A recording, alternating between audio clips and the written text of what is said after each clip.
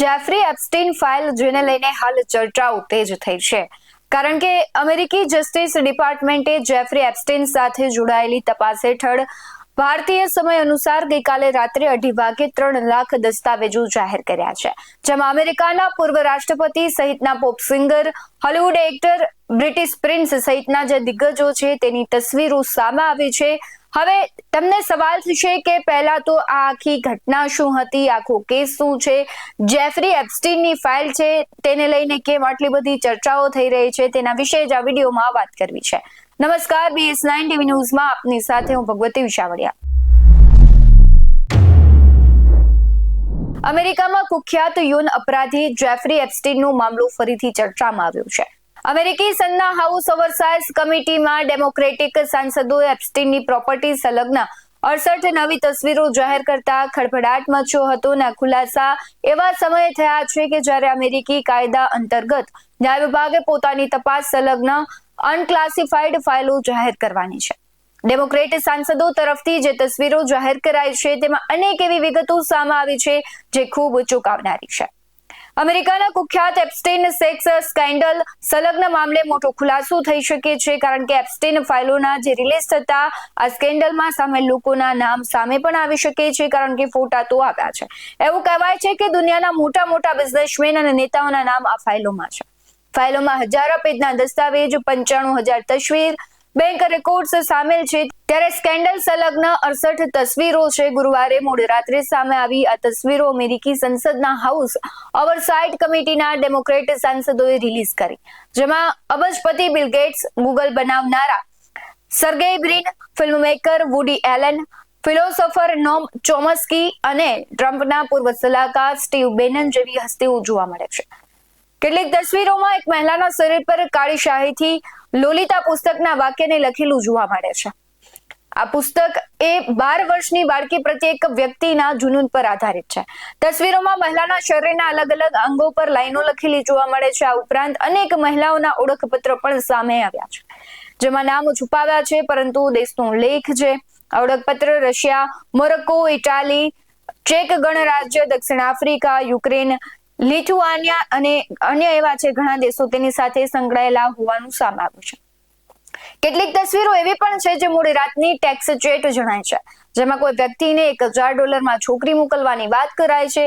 આમ તો લગભગ 95,000 ફોટોનો સંગ્રહ છે, જેમાં 68 ફોટા બહાર આવ્યા છે।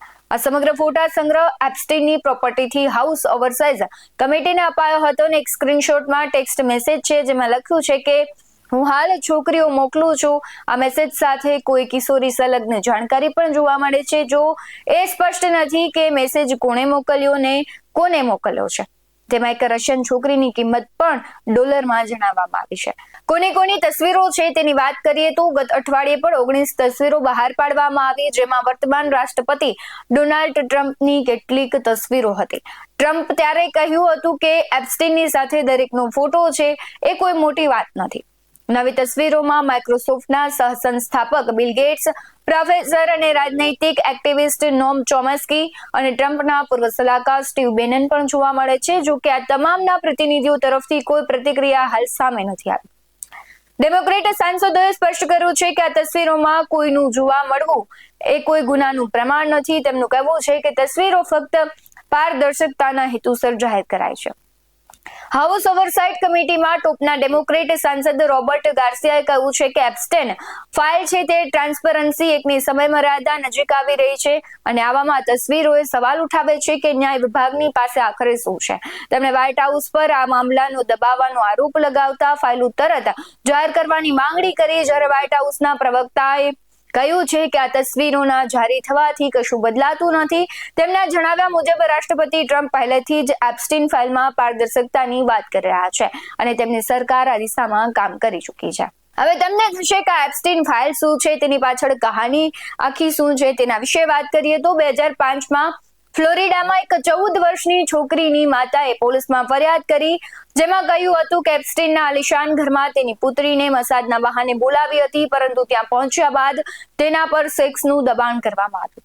જ્યારે તે ઘરે પાછે ફરી તો માતા પિતાને આ વાત જણાવી, તેમણે તરત પોલીસમાં ફરિયાદ કરી। ત્યારે પહેલીવાર જેફરી એપ્સ્ટીન વિરુદ્ધ સત્તાવાર રીતે ફરિયાદ દાખલ થઈ। પોલીસ તપાસમાં સામે આવ્યું કે આ કોઈ એક મામલો નથી. ધીરે ધીરે 50 સગીરાની ઓળખ થઈ જેમણે એપ્સ્ટીન પર આવા જ આરોપ લગાવ્યા. પામ બીચ પોલીસ ડિપાર્ટમેન્ટે આ મામલાને ગંભીરતાથી લીધો અને 1 મહિના સુધી તપાસ કરી અને પછી એપ્સ્ટીન વિરુદ્ધ ક્રિમિનલ તપાસ શરૂ થઈ. આ મામલાની તપાસમાં જાણવા મળ્યું કે એપ્સ્ટીન પાસે મેનહટન અને પામ બીચમાં શાનદાર વિલા છે. એપ્સ્ટીન અહીં હાઈ પ્રોફાઇલ પાર્ટીઓ કરતો હતો જેમાં અનેક મોટી હસ્તીઓ સામેલ હતી. એપ્સ્ટીન પોતાના ખાનગી જેટ લોલિતા એક્સપ્રેસથી પાર્ટીઓમાં નાની ઉંમરની છોકરીઓને લાવતો અને આ છોકરીઓને પૈસા, દાગીનાની લાલચ અને ધમકીઓ આપીને મજબૂર કરાતી. તેમાં એપ્સ્ટીનની ગર્લફ્રેન્ડ અને પાર્ટનર ગિલ્સન મેક્સવેલ તેને સાથ આપતી. જોકે પ્રાથમિક તપાસ બાદ પણ એપ્સ્ટીનને લાંબા સમય સુધી જેલ થઈ નહીં. તેનો પ્રભાવ એટલો હતો કે 2008માં તેને ફક્ત 13 મહિનાની સજા થઈ ને તે જેલમાંથી બહાર આવીને ફરી એ કામ કરી શકતો હતો. વર્ષ 2009માં જેલમાંથી આવ્યા બાદ એપ્સ્ટીન લો પ્રોફાઇલ રહેવા લાગ્યો. બરાબર 8 વર્ષ બાદ અમેરિકામાં પણ મી ટુ મોમેન્ટ થઈ. અમેરિકી અખબાર ન્યુયોર્ક ટાઈમ્સે હોલિવૂડ પ્રોડ્યુસર હાર્વે વાઇન્સ્ટીન વિરુદ્ધ અનેક રિપોર્ટ છાપ્યા જેમાં તેણે જણાવ્યું કે વાઇન્સ્ટીને દાયકાઓ સુધી અભિનેત્રીઓ, મોડલ્સ અને કર્મચારીઓનું શારીરિક શોષણ કર્યું. આ ઘટનાએ હડકંપ મચાવ્યો. 80 થી વધુ મહિલાઓએ વાઇન્સ્ટીન છે તેના વિરુદ્ધ સોશિયલ મીડિયા પર મી ટુના આરોપ લગાવ્યા જેમાં એન્જેલિના જોલી, સલમા હાઇક, ઉમા થર્મન અને એસ્લે જુડ જેવા મોટા નામો હતા. ત્યારબાદ લાખો મહિલાઓએ સોશિયલ મીડિયા પર મી ટુ લખીને પોતાના શોષણની કહાનીઓ શેર કરી જેમાં વર્જિનિયા ગિફ્રે નામની યુવતી પણ હતી. વર્જિનિયા ગિફ્રે નામની યુવતીએ એપ્સ્ટીન વિરુદ્ધ અનેક ગંભીર દાવાઓ કર્યા. તેણે દાવો કર્યો છે કે તેની સાથે 3 વર્ષ સુધી શારીરિક શોષણ થયું. ત્યારે લગભગ 80 મહિલાઓએ ફરિયાદ કરી.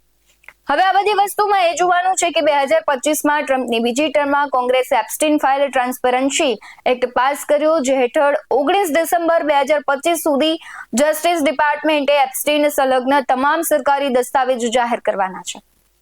એ વસ્તુ છે કે આજે એ તારીખ છે. લોકો એક કથિત ક્લાયન્ટ લિસ્ટની રાહ જોઈને બેઠા હતા જેમાં એપ્સ્ટીનના કથિત યૌન અપરાધ નેટવર્કના ક્લાયન્ટ્સના નામ હોઈ શકે. જો કે FBI કહ્યું હતું કે આવી કોઈ યાદી મળી જ નથી. હવે આખી ઘટના છે એ મહિલા શોષણ પર છે.